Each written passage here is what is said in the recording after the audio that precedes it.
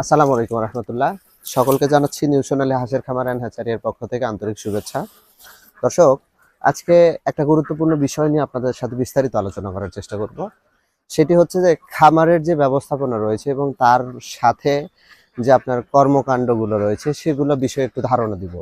সেটা হচ্ছে যে আমাদের নিউ সোনালী হাঁসের খামার অ্যান্ড হ্যাচারিতে এখন বর্তমানে 800-র উপরে যে হাঁসগুলো রয়েছে এগুলো ডিমের হাঁস।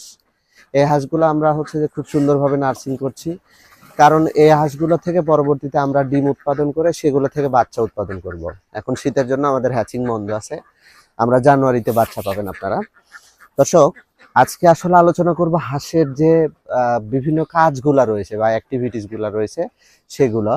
প্রথমত হচ্ছে আপনার হাঁসের খামারের যে পরিবেশটা, অর্থাৎ এই যে খামারটা, এই খামারটার পরিবেশটা নির্ভর করবে আপনার উপরে। আপনি যদি পর্যাপ্ত পরিমাণে শ্রম দিতে পারেন এবং এখানে আপনি ভালো মনিটরিং করতে পারেন, খামারটা ঠিকমতো পরিষ্কার রাখতে পারেন, দুর্গন্ধ তাহলে কম হবে প্রথমত বিষয়। দ্বিতীয়ত, রোগ জীবাণু কম ছড়াবে। তৃতীয়ত একটা বিষয় হচ্ছে কি, আপনি মানসিকভাবে স্যাটিসফাইড হবেন। অর্থাৎ একটা জিনিস দেখবেন, আপনি যে ঘরটাতে থাকবেন সেই ঘরটা কিন্তু আপনি গোছায় রাখবেন। কেন? যখন আপনি গোছায় রাখবেন তখন কিন্তু আপনার মনটা ফুরফুরে থাকবে। হাঁসের ক্ষেত্রে ব্যতিক্রম নয়, এটা একটা প্রাণী। যখন আপনি খামারটা সুন্দরভাবে পরিপাটি রাখবেন তখন দেখবেন হাঁসগুলো সুস্থ থাকবে, একদম খুব নিরিবিলি থাকবে। আর এখানে সব থেকে গুরুত্বপূর্ণ যে বিষয়টা সেটা হচ্ছে যে যেই জিনিসগুলোতে খাবার দেয়া হয়, যেমন ধরেন আমরা এগুলোতে খাবার দেই এবং এগুলোতে পানি দেওয়া হয়, এই যে খাবার পানির যে পাত্রগুলো, এগুলো কিন্তু খুবই গুরুত্বপূর্ণ। কেননা আপনি একটানা 4 দিন 5 দিন 6 দিন 8 দিন 10 দিন ধরে পানি দিচ্ছেন, খাবার দিচ্ছেন, কিন্তু সেই জিনিসগুলো পরিষ্কার করছেন না, তাহলে দেখবেন আপনার খামারটা কিন্তু ধ্বংসের মুখে আপনি আগায় দিচ্ছেন। কেন ধ্বংসের মুখে আগায় দিচ্ছেন?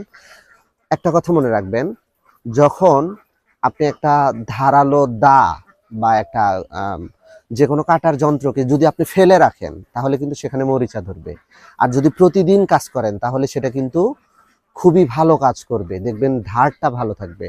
এই জিনিসগুলোও কিন্তু ব্যতিক্রম নয়। কেননা আপনি যে খাবার পাত্রতে খাবার দিচ্ছেন, পানি দিচ্ছেন, এটা যদি দীর্ঘদিন ধরে আপনি পরিষ্কার না করেন, ওই জায়গাতে বিভিন্ন ধরনের জার্মস, বিভিন্ন ধরনের ব্যাকটেরিয়া, বিভিন্ন ধরনের অণুজীব, বিভিন্ন ধরনের ভাইরাস লেগে যাবে এবং তারা বংশবৃদ্ধি করতে থাকবে। আর যখন একবার বংশবৃদ্ধি করবে তখন কিন্তু বুঝতে পারছেন ভাইরাস বা ব্যাকটেরিয়া যে কতটা ক্ষতিকর, সেটা যারা পোলট্রি সেক্টরে আছে বা যারা যে সেক্টরে থাকুক, এটা অত্যন্ত ভয়াবহ। সুতরাং আপনারা চেষ্টা করবেন যে খাবার পাত্রগুলো রয়েছে, পানির পাত্রগুলো রয়েছে, এগুলো প্রতিদিন খুব সুন্দরভাবে ভালো পানিতে পরিষ্কার করা। তাহলে হবে কি, আপনার খামারটা নিরাপদ থাকবে। দিন শেষে আপনিও স্যাটিসফাইড থাকবেন, খামার থেকে ভালো ফিডব্যাক পাবেন। আশা করব এই বিষয়টা আপনারা মাথায় রাখবেন এবং এখান থেকে আপনারা ভালো কিছু শিখবেন। আমাদের ভিডিওগুলো যদি আপনাদের ভালো লাগে বা আমাদের ভিডিও থেকে যদি কোনো তথ্য পেয়ে থাকেন তাহলে অবশ্যই আমাদের পেজটাকে ফলো করবেন, ইউটিউব চ্যানেলকে সাবস্ক্রাইব করবেন, পাশাপাশি আপনাদের যারা পরিচিত বন্ধু বান্ধব আছে তাদেরকে এই জিনিসগুলো একটু দেখানোর চেষ্টা করবেন। ধন্যবাদ সকলকে, সুস্থ থাকবেন, ভালো থাকবেন। আসসালামু আলাইকুম।